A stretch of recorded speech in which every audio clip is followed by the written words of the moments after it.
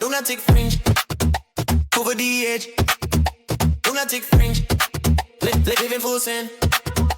Lunatic Fringe, over the edge. Lunatic Fringe, living full sin. Fabric, try go out lies. Wild eyed and free, break like a fire.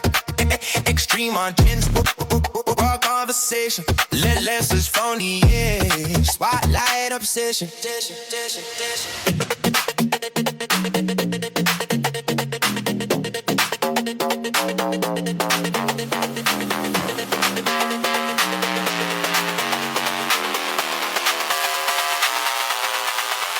Lunatic Fringe, over the edge. Lunatic Fringe, living full sin. Lunatic Fringe, over the edge. Lunatic Fringe, living full sin. Mingle the minds, lessons plain to see. Line drawings on carbon, ain't blessed in memory. But boy voices from the past, whispers from beyond. Drop you crossing over, solidify the bond. Lunatic Fringe, Lunatic Fringe, Lunatic Fringe, Lunatic Fringe.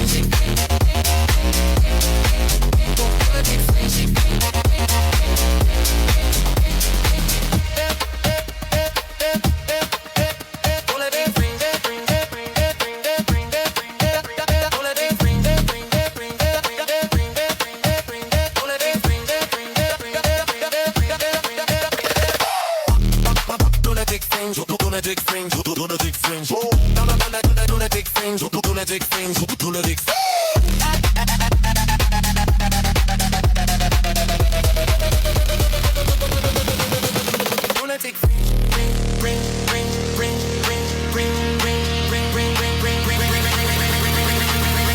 Lunatic Fringe. Lunatic Lunatic Fringe. Lunatic Fringe. Lunatic Fringe.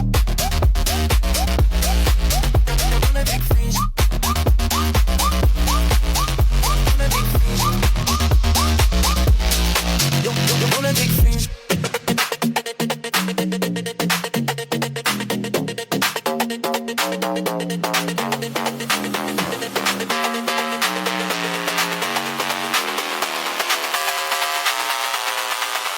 Lunatic Fringe, over the edge. Lunatic Fringe, living full sin. Lunatic Fringe, over the edge. Lunatic Fringe, living full sin. Mingle the minds, lessons plain to see. Line drawings on carbon, ain't blessed in memory. But boy voices from the past, whispers from beyond. Drop you crossing over, solidify the bond. Lunatic Fringe, Lunatic Fringe, Lunatic Fringe, Lunatic Fringe.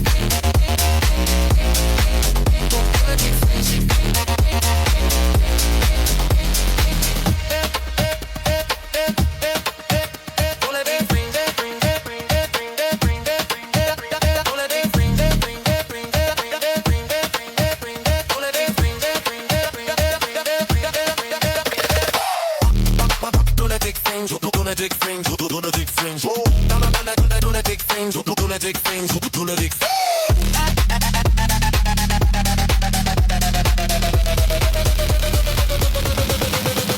Lunatic Fringe, ring, ring, ring, ring, ring, ring, ring, ring, ring, ring, ring, ring, Lunatic Fringe, Lunatic Fringe, Lunatic Fringe.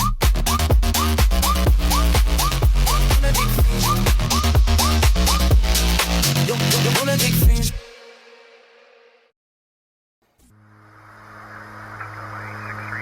Coming straight from the cockpit, it's another episode of Lunatic Fringe with the Fuckin pilot.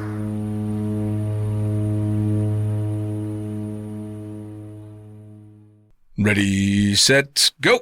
Back in the can for another edition of Lunatic Fringe Into the Void. And fuck it. Who are you? Everybody knows who I am. Yeah. I've been on here a few times already. Once or twice. Yeah, it's Junior. Nice. With you. Nice. Mr. Ludvic. How's everything going?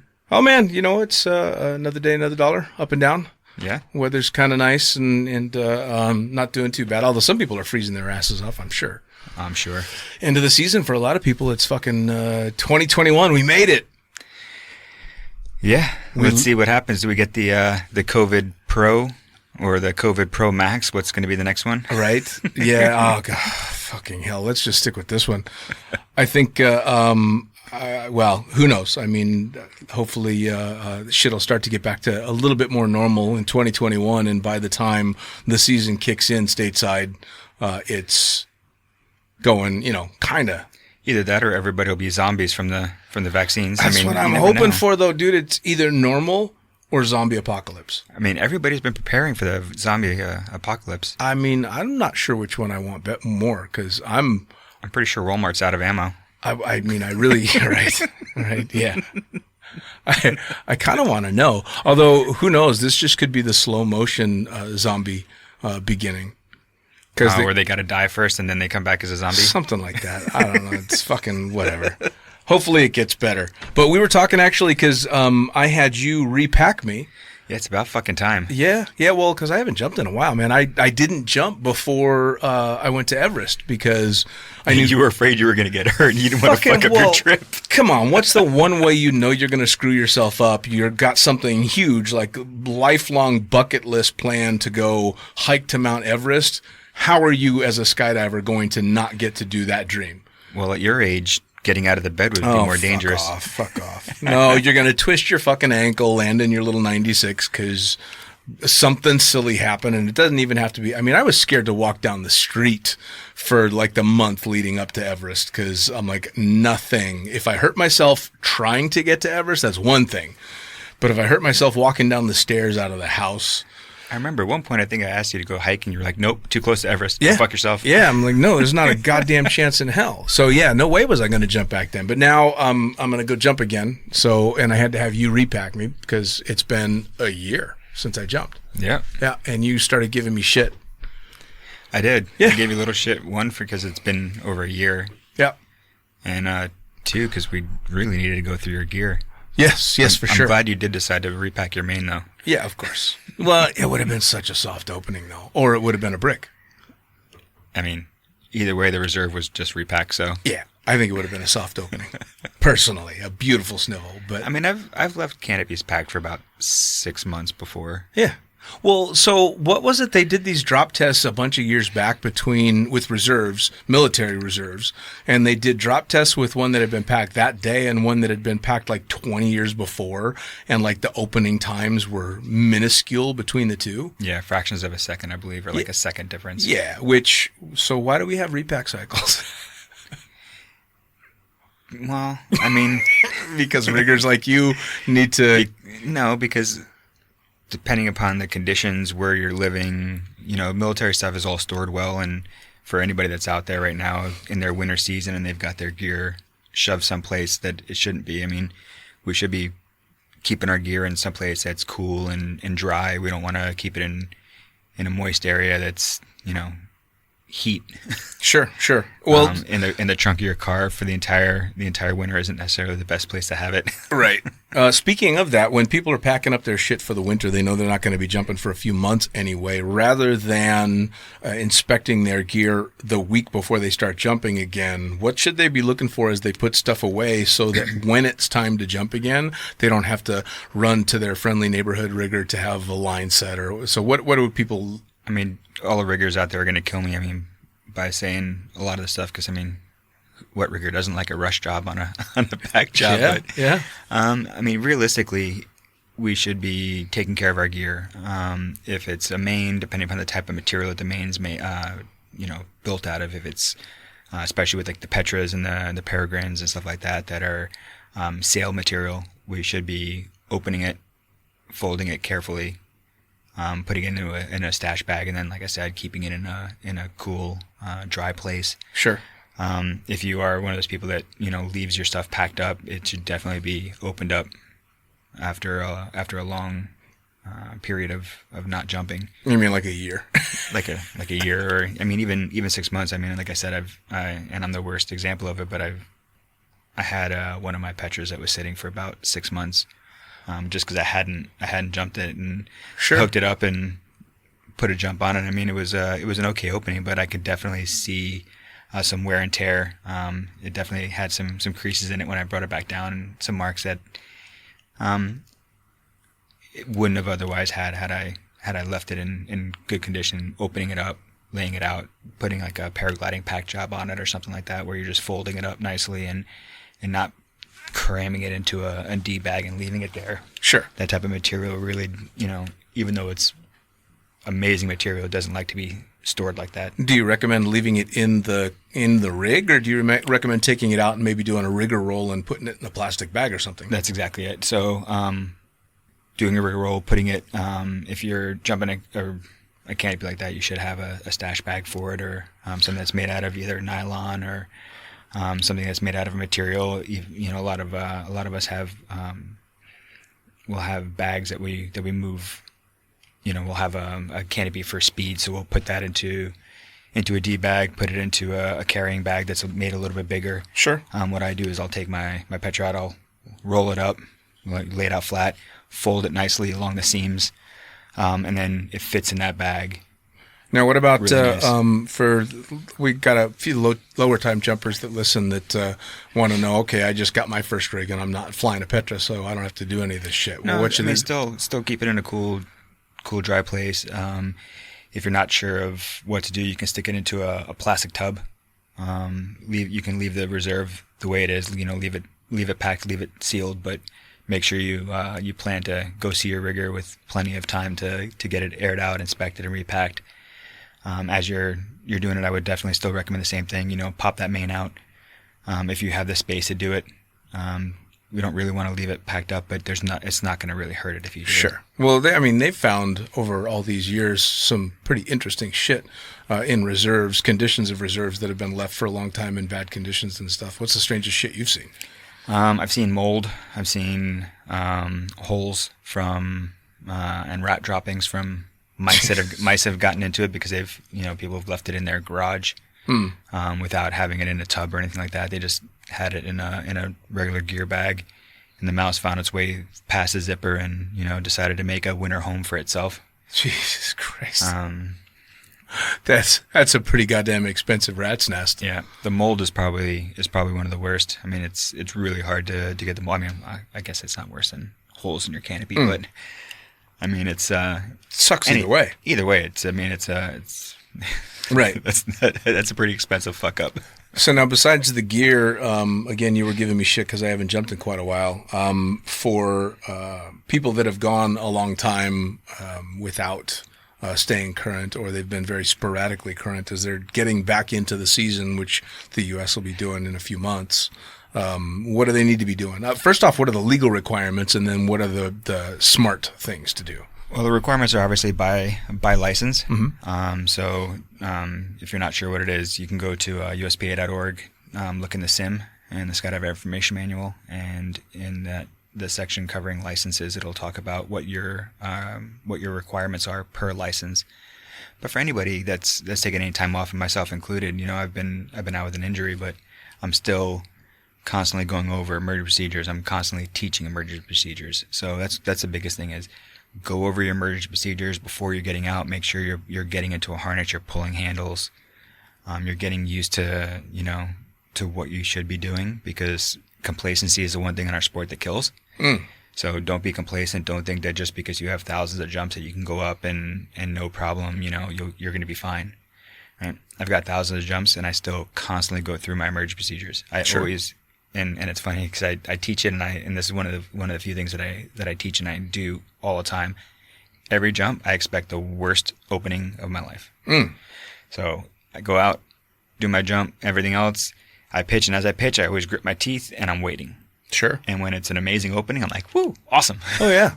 But when it's not, I'm ready. I'm expecting the worst, and any situation that's going to happen, I'm going to be ready to go through my emerge procedures and do them like they're second nature. I don't have to think about it. I look at it, I see it, and then I know what's coming. Sure. Well, that's one of the huge benefits to modern canopies, though, is they all open pretty fucking nice by comparison. I mean, yeah, they're they're a lot better than they used to be, for sure. Well, we were just talking about the differences in a bunch of canopies and upsizing and downsizing and all that, and you had mentioned that one of the all-around best performers you've flown in a while is the Leia. Yep. Hats off to NZ Aerosports. They've done a great job. Julian did a really good job working with the canopies and designing stuff and the test jumpers there and everything. But yeah, the Leia's, I mean, it's an amazing flying wing. No, I was asking you, like, what are the characteristics of it? Because I don't have any experience on that canopy. My only really high-performance experience is on a Velo. Yep.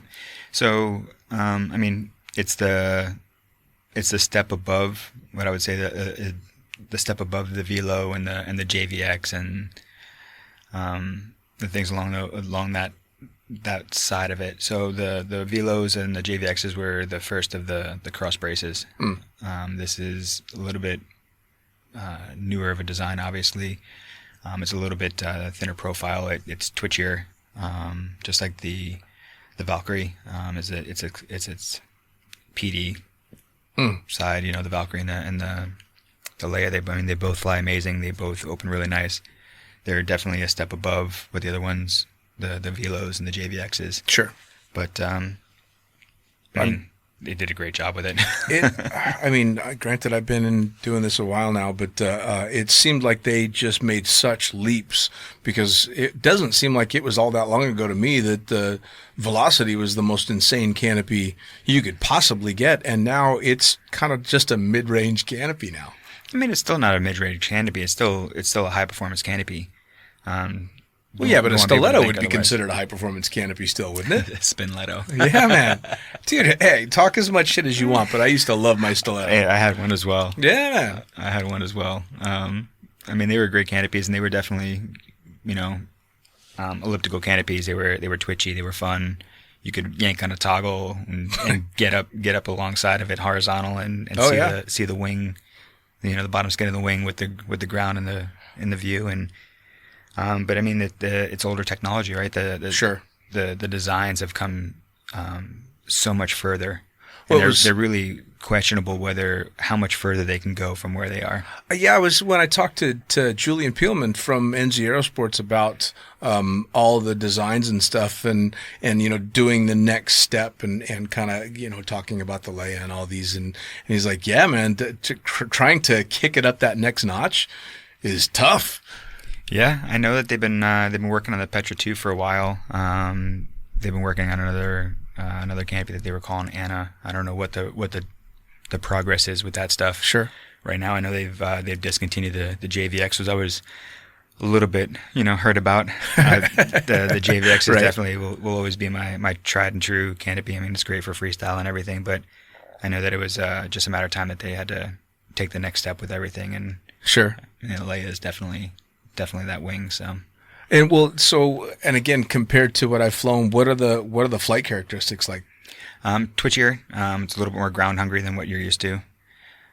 Great recovery, great openings. I found that the Leia doesn't seem to seek as much as even like my JVX used to. My JVX used to be a little bit twitchier on the openings. Have to really be square. I mean, the Leia still is similar, sure. But it's a next level for openings. I mean, it's a nicer opening canopy for sure. Well, I mean, I learned that lesson a long time ago. The whole you got off of the stilettos, which you would fly the opening, yep. And I mean, you were on the rear risers and you were just swinging all over in the harness to keep those things straight, and you would do it so automatically and so naturally that every opening was bang on straight because you were flying the fuck out of it without thinking about it.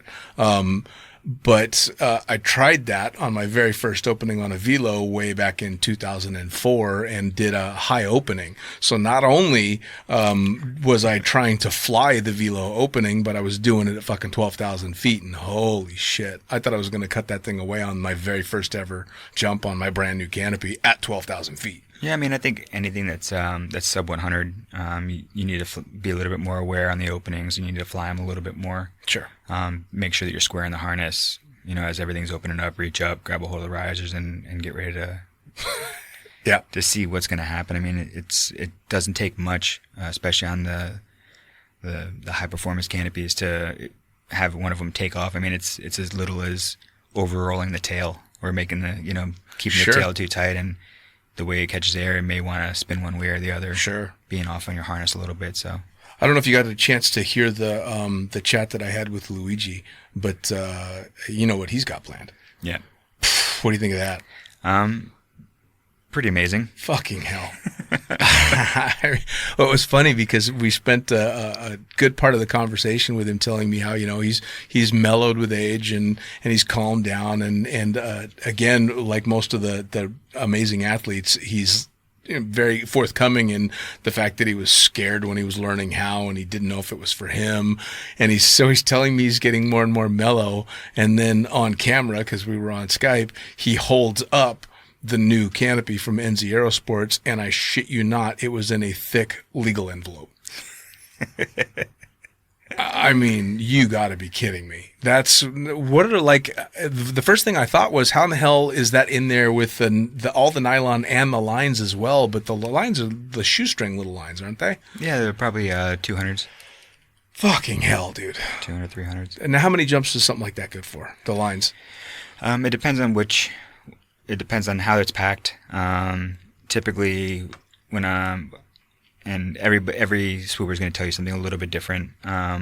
Typically, for me, when I'm doing flying competition, I keep my line sets at about 100 to 120 jumps, and then I'm changing them. Wow. And that's just for safety. I mean, they could go more than that. Back in the day, I was jumping a prototype line. For a guy named Mark Lancaster out of North Carolina. He was doing some new line trims and designs, and I was playing with a couple of different trims that I liked, and he got a new line. He's like, it's a 180-pound test. He's like, I don't know how many jumps it's going to get. He's like, do you mind testing it? He's like, I'll put the line set on for free for you if you test me and tell me how many jumps till failure. Sure, yeah, no problem. So I mean, and I was using it. That was my work canopy as well. So I'm working on it, camera gear and everything else. And one of the lines that we had, I think I got maybe, if I'm lucky, I got 100 jumps out of it. Really? And they just exploded on me on one of the openings. I lost a couple of lines, cut it away, got it back, sent it to him, told him it was like just under 100, and he put another line set on and changed trim a little bit, and we did it again, and. Yeah, that whole test jumping stuff, no thanks. There's nothing in regard to skydiving equipment I need to test. Yeah. I mean, this wasn't. I mean, yeah, okay, we're testing the lines, but I mean, I know Maha. Yeah, I think Maha's been on with you as well. Yes, yeah. Maha was testing some lines for PD back in the day as well. It was like a spiral twist, and I don't want to butcher it because I don't remember exactly, but I know he had some fail on opening and other stuff. I mean, it's a way. Sure. The only way to find out is to test it. And well, I mean, it's obviously changed dramatically. Shit, we used to jump the lines way back in the day until they looked like fucking ragged out shoestrings. But that's because we were poor skydivers. Oh yeah, yeah. Well, there's a lot of poor skydivers listening, I guarantee, especially after this fucking year. Oh, absolutely. I mean, I was the same way. I would jump my line sets as long as it wasn't anything that looked really bad. I would jump my line sets usually until failure, until something would blow up, and then I'd be like, "Yep, I probably should have changed that." Yeah. Oh, absolutely. Yeah. I mean, but that's just kind of old days. Yeah. I mean, I don't recommend that for anybody. Use the manufacturer's recommendations for a number of jumps. Keep a log of how many jumps you're putting on your line set, especially if you're flying competition wings. If you're flying, Leia's, Valkyries, Petras, Peregrines, stuff like that. I mean, sure. By all means, keep a good jump number. A lot of my fellow competitors, they know exactly how many jumps are in each line set. Sure. They jump, a canopy 10 times. At the end of the day, they mark it in a book or electronic on their phone or something like that. Like, this Petra has this many jumps on it. Sure. On a line set. So they know when it's time to change it and make sure that they got good lines before competition. Well, fuck yes. Especially because in competition, I'm assuming that's when you're pushing the absolute hardest. For sure. Yeah. Yeah, so you want to make sure that you're 100% for something like that. Now, we were talking about getting ready from being on current. You were talking about emergency procedures and stuff like that and license stuff. For the lower time jumpers, are you recommending going out and doing coach jumps? Are you talking about canopy course type stuff? It just depends on how many jumps they have, right? I mean, the more jumps you have, the little bit longer we can go without needing everything, where it's a little bit more in the back of our brain. You know, people that don't have a license yet are going to have to do recurrency jumps, or maybe if you have a license, or if it's been too long and you have a B license or even C license, you may have to go out and do a recurrency jump with an instructor or with a coach. I mean, go do it. Don't bitch about it. Sure. Chalk it up to, it's one of those things that we got to do to stay current. You know, what we do is dangerous. It's fun, but it can be dangerous, and that's why these rules are in place. I mean, other people have paid the price so that we can learn and we can have a better sport. Yeah, well, skydiving is definitely the one sport I can say you want to learn from other people's mistakes. Yeah. I think, what is it, Bill Booth that says it best? He said, you know, the gear keeps getting better and the people keep getting dumber. So, yeah, that's kind of the fucked up part about it, right? Is the gear makes up for so many of the shortcomings that we get away with a lot of stuff that we would not have gotten away with before. Yeah, I mean, you look at the number of jumps in between cutaways, and it's gone up significantly since we started, you know, where it used to be every 800 jumps you'd have a cutaway. Oh yeah, absolutely. And now you're seeing, you know, I know people that have got thousands and thousands of jumps that have never had a cutaway before. Yeah, I know. And then I'm out there with, you know, 40 reserve rides. Right. Well, I remember vividly on my first cutaway, I had, you know, less than 30 jumps, and had one of my instructors was actually jealous because, or not my instructors, but one of the fun jumpers, high time fun jumpers with 4,000 jumps at the time. And this is years and years ago, had never had a cutaway. And he's all, fuck, man, I'm jealous. What do you mean you're jealous? That was horrible. He's on, no. You answered the question. You could pull the handles. You did what you were supposed to do. I've got fucking this many thousand jumps. I've still never had to pull the handles in a real situation. And I'm like, yeah, I suppose that's kind of cool. Yeah, I had my first cutaway was under 200 jumps, and it was on safety day of all days. And nice. I think I had said this before on one of our podcasts. My rigger had packed my reserve, finished it that morning. Everybody was going through doing their safety seminar stuff, and sure. It wasn't my turn to go into the office and go through some stuff, so I actually went up and I was jumping, and I cut away, come down. I interrupt the DZO at the time, you know, who's also the rigger, run in, give him a big kiss on the forehead. I was like, thanks for the save. Nice. And walk out. He's like, wait a second, I just fucking packed that thing, you cocksucker. Nice. I'm like, does this mean I don't have to come back in and do my emergency procedure review? Because clearly I know what I'm doing. Yeah, just did it. Well, I think on the Steve Hubbard chat, I had said my first cutaway may or may not have been a break fire. I'm not, to this day, I don't know. All I know is that it opened up in a relatively mellow turn, which now all these years later, with all this experience later, says probably was a break fire, but I don't know. Yeah. I don't know. So once again, I think I said it on that one too. Sorry, Kurt. I may have chopped a perfectly good pack job. And he had a flawless record at that. He was pissed because I've never packed a fucking malfunction before, and he was not happy. Well, I mean, it happens. Yeah, it does. The statistically speaking, it's going to happen to everybody. Sure. Oh, absolutely. I mean, I've packed my fair share of them for myself. Most of them have been, you know, line breaks, but. Right. I think, knock wood, I've never chopped one of my own pack jobs. All of mine have been gifts from other people. But I never blamed anybody else. I took responsibility for every one of them because I put the rig on my back.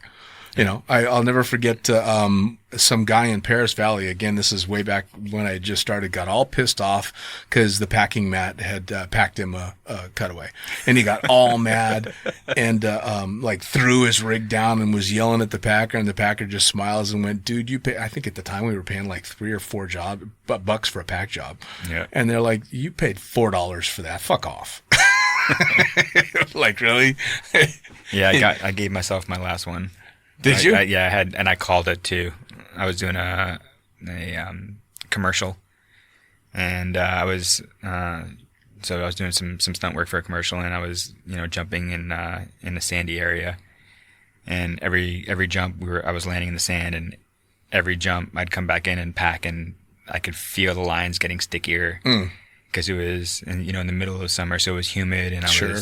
which is weird to say, humid and sandy, but Yeah. it was humid and sandy, and every jump I could feel it. And the second to last jump, I told Nicole, I'm like, man, even if I have a cutaway in this one, I was like, I'm still gonna, swoop my reserve. Right. And she's like, I can feel it's getting sandier. No shit. I Yeah. went up, and that same jump, I opened up, and I had tension knots. Oh. Just from the sand and everything. We'd And get those. She's like, you jinxed yourself. Yeah. Well, we'd get shit like that all the time in Vegas, and it's the same in Eloy, I would imagine, because it's so dusty and dirty all the time. We'd go to Paris Valley, we'd drive down from Vegas and jump in Paris Valley, and the first couple of openings, as soon as we'd open, there'd be a huge cloud of fucking dust from every opening. And a couple of people actually asked us if we were like putting talcum powder or something in our canopies to make it do that, and we're like, no, we're just from Vegas. Yeah, you shouldn't do that. No, the life on the fucking canopies is through the floor in conditions like that. I mean, it's a joy to be landing on grass and in clean conditions. It extends the life of your equipment huge. Yeah. Like, it's a big deal. Oh, for sure. I mean, I was joking around, when I got the canopy back after I cut it away, and I was looking at everything, I was like, I very easily put 100 jumps on my lines in those 10 jumps. Yeah, pretty much. Well, sweating and packing quick. And Sweating, packing quick, landing in sand, and the humidity from moving around because it was summertime, and just, Yep, yeah, that'll do it. It was, they were doomed from the beginning. Yeah. So while you're physically fucked and hobbling around like an old man, you're getting ready you're going to do canopy courses and stuff, yeah? Yeah, the plan is just, while I'm still recovering from everything, just do some canopy coaching and, You're falling apart. Huh? You're falling apart. I mean, a little bit. A little bit. You're how old are you now? I don't want to say. How old are you now? 42. 40. Going on 62. Right? That's about what I was going to say. So 42, your lower back is fucked, your middle back is fucked, your neck is fucked, your shoulder's fucked. Both shoulders, yeah. Both shoulders. Is this all from skydiving? Yeah. What'd you do wrong over the years? How'd you fuck yourself up so bad? And how do the lower time jumpers that are listening not end up as miserable fucking cunt as you are? I mean, I wouldn't consider myself a miserable cunt. I take this pain with a smile on my face. I mean, well, so that's the thing, right? That's the overlying comparison of all our generation's jumpers is all of us have just learned to deal with constant, never-ending pain. Yeah. I was really good until about 8 years ago. And I had a couple of really bad openings, and that kind of just started the downward spiral. I had a couple of really, really hard openings that did some damage to my back when I had my back surgery. And even though it recovered and I was doing really good for a while, it's just one of those things that, you get a couple of disc prolapses and sure. Well, and here's the No, it's- huge benefit to being a modern lower time jumper just starting, especially the ones that want to get into flying camera and stuff, is the equipment is so much better. I mean, Yep. Jesus Christ. I mean, I'm the same. My neck is fucked because of hard openings with, a brick strapped to my head.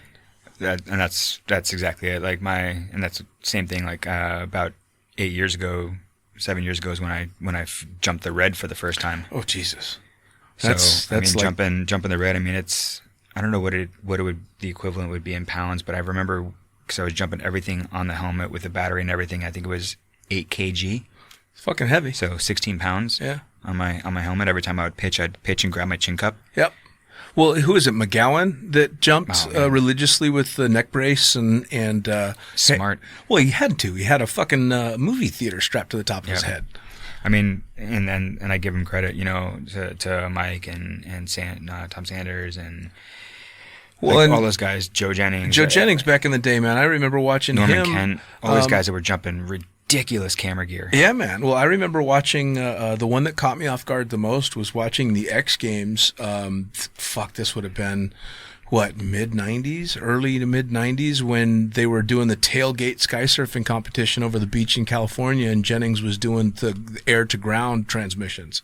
So he had that huge white transmitter strapped to the top of his head, but he still had his fucking camera filming as backup in case that didn't work, because they had to be able to judge the competition. Yep.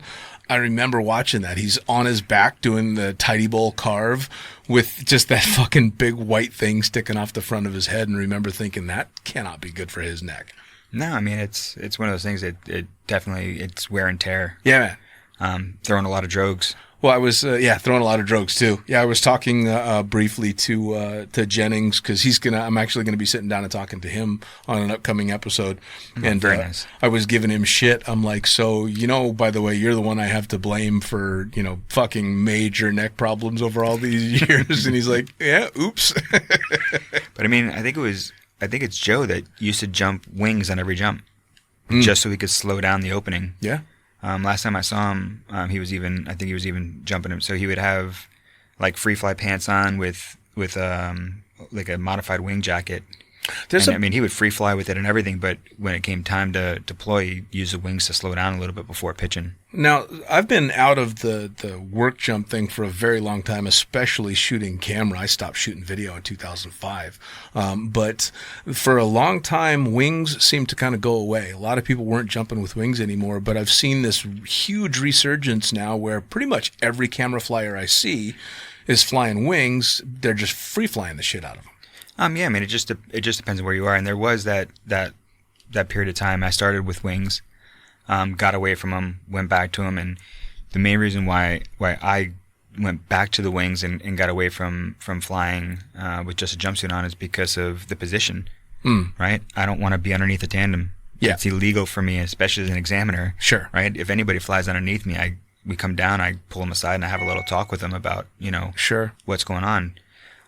There's no reason, I think, I forgot where the fatality was, where the camera flyer was flying underneath, had a premature, hit the tandem.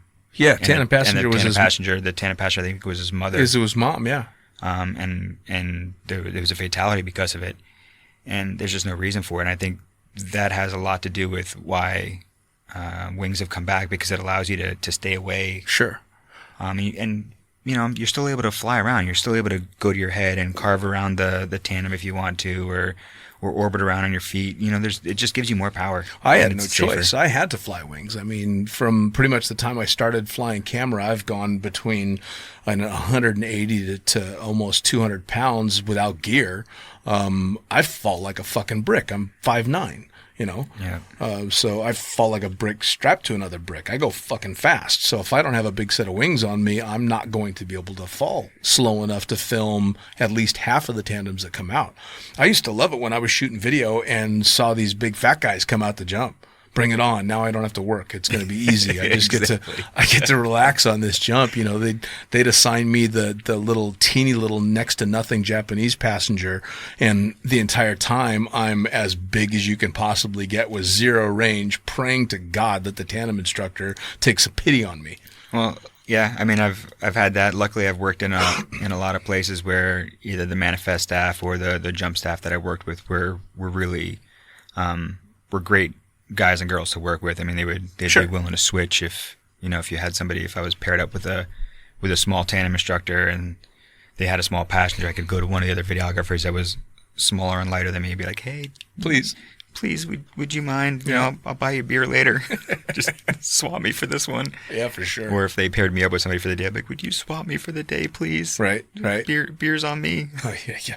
And they were nice enough to do it. So fair enough. And, I mean, there's always those times that you got to work a little bit harder. So now back to these injuries, you old fucker. You envision being able to get back in the air, I would assume. I really hope so. I mean, this isn't maybe not to the level that I was working at before. I don't know if I'm gonna be the guy out of the drop zone doing 800, 1,000 jumps. Working jumps, Does that even sound appealing? Right now it does. All right, fair enough. Right now I would sell both my left and right nut just to get back up in the air. It's been, for sure. This is the longest layoff I've had in my entire career. So Yeah, for sure.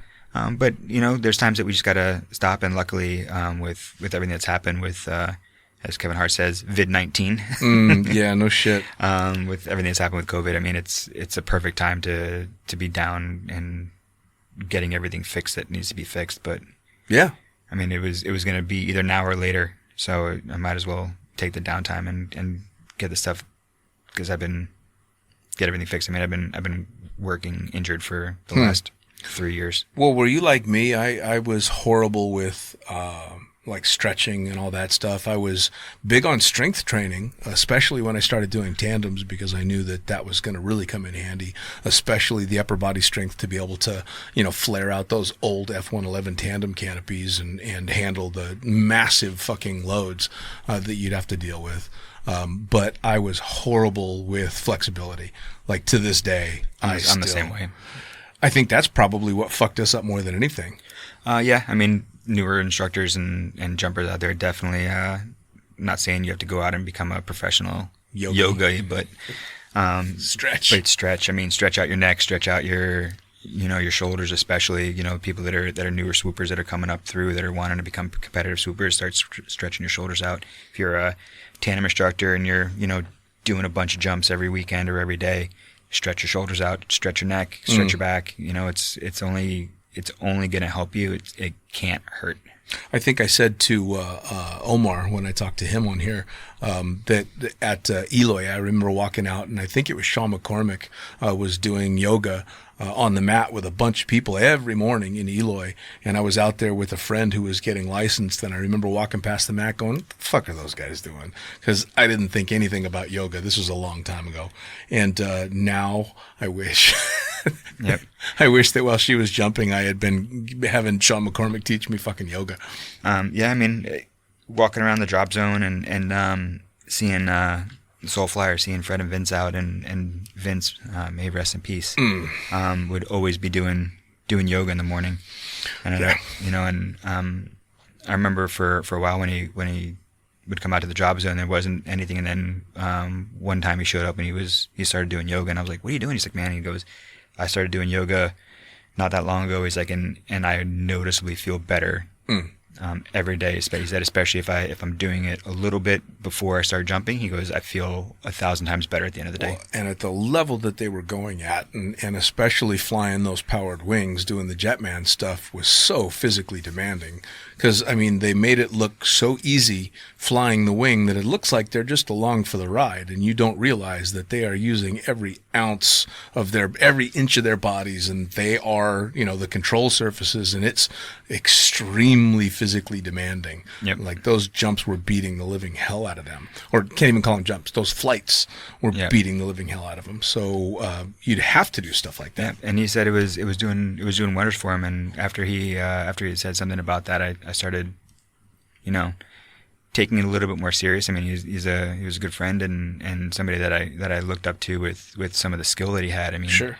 I realized that, all the stuff that I've seen people doing over the years, maybe a few of those people may know a little bit more than I do about certain things. And when he was saying that, he was just feeling that much better at the end of a day of jumping, I was like, I should probably start stretching a little bit. For sure. Well, I remember when I was lucky enough to do the formation flights with them when they were doing you were around too, and we were forming up, and the Jetman was flying with the Twin Otter. Yeah. And I was shooting photos out of the back of one of the Twin Otters. Exactly, and we were all lucky enough to be formed up, and I remember looking out the fucking window as I'm flying the Otter at Vince and Fred, and it was it Ives there as well? Eves there as well, and all three of them, and I'm like, all right, these guys are just kind of the next level human with what these fucking guys are doing. Well, I think I've got a pretty good shot, and it's just of Eves and Vince, and they've almost got the edge of the wing inside the door, the jump door of the Otter. Oh, was that the Otter? Yeah, it was the Otter. Absolutely. I was shooting out of the back of one of the Otters. Absolutely. It was incredible to see it that close. Well, and who was it when we were flying the Sherpa? Because I was flying the Sherpa, and they were forming up on the back of the Sherpa because they wanted to see how close they could get before they were in the wake of the plane. And he practically flew into the back of the plane. I don't know if it was Eves or Vince. Yeah, I wasn't there for that one. I heard the stories afterwards. Oh. I think you had said something to me about it, and Dude, well, and of course, I couldn't look because I was flying the fucking plane, and the way the Sherpa was set up, there's no way I would have been able to see where they were anyway. But I remember being, they're yelling and everybody's screaming and having a blast as I'm flying the plane, and I'm thinking, Jesus Christ.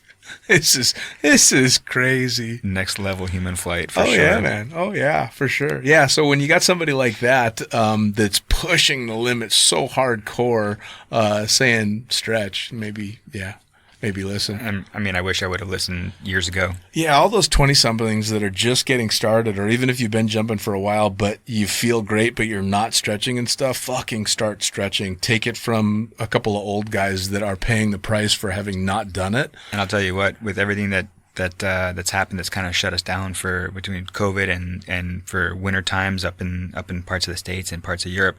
I mean, this is the time when we're not moving as much as we're used to, is when we start feeling all the aches and pains that we've accumulated over the years. So, Oh, dude, I don't know about you, but 3 nights a week I go to bed with an ice pack.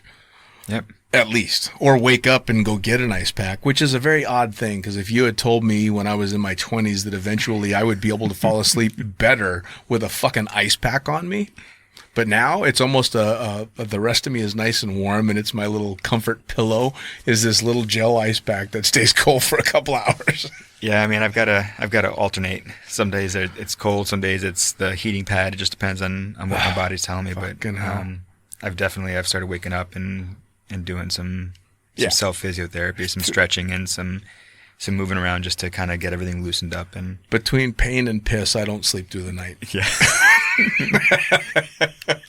You got that old man bladder. That's what the problem is. Dude, man. Well, I told you I'm trying to stay super healthy. So right now I'll only have coffee in the morning, and then I'm drinking just fucking water, which I know this shit keeps me alive, but I'm not a big water fan.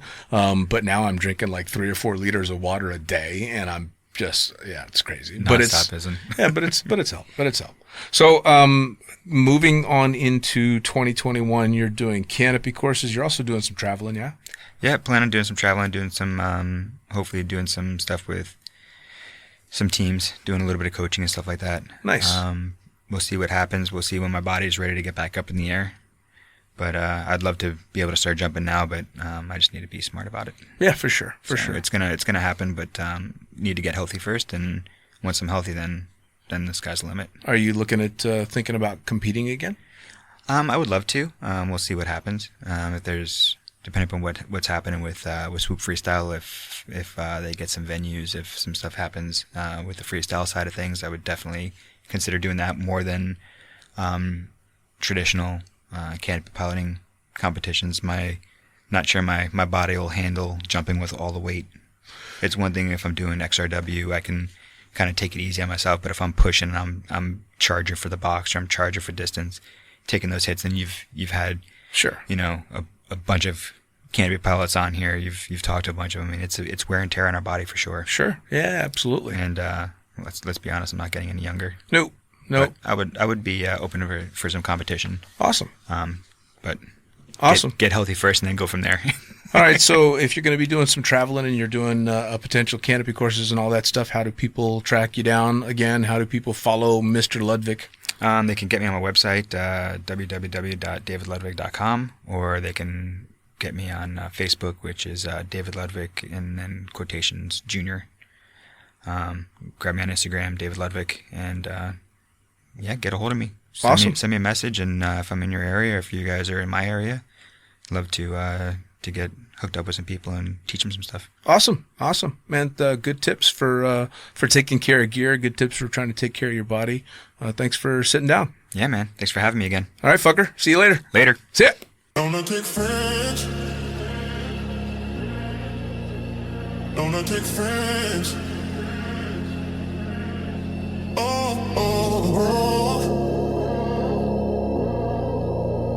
Lunatic Fringe.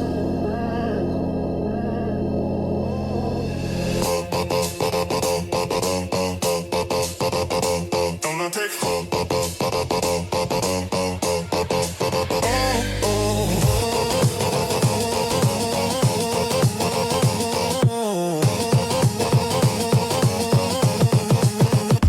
Lunatic.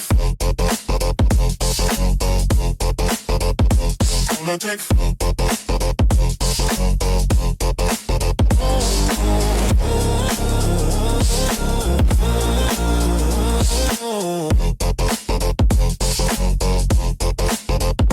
Lunatic Fringe. Lunatic Fringe.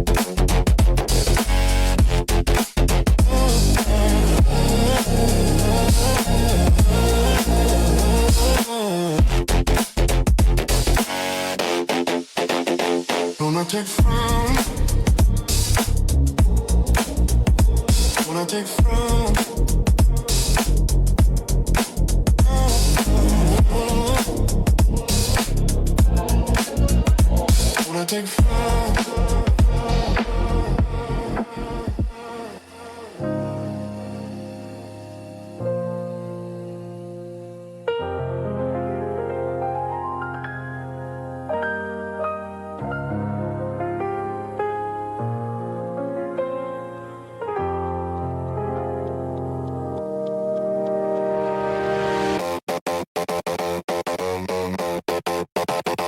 Lunatic Fringe.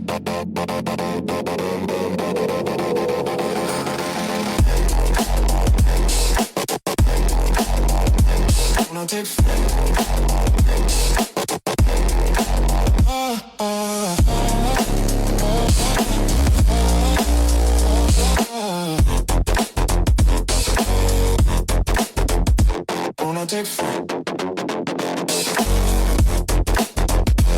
Lunatic Fringe.